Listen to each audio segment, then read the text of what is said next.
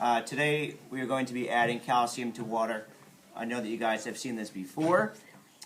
We're going to add a couple additions to this lab. Number one, we're going to add some phenolphthalein to our water.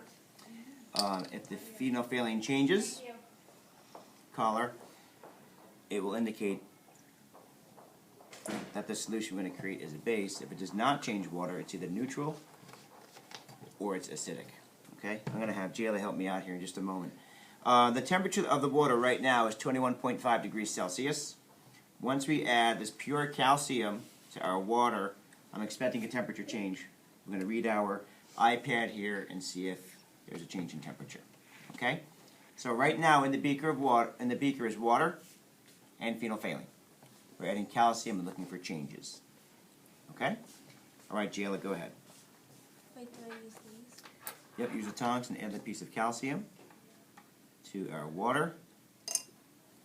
And right away you'll notice there's a change in color. Our phenolphthalein is turning magenta. What does that indicate to us? Calcium is a base. That's turning into a base. Okay?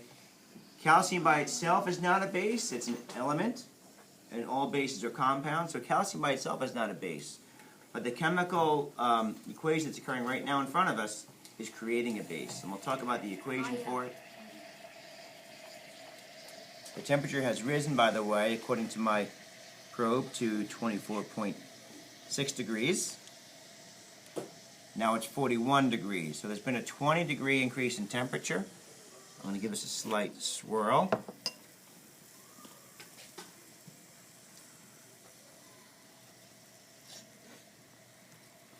Okay.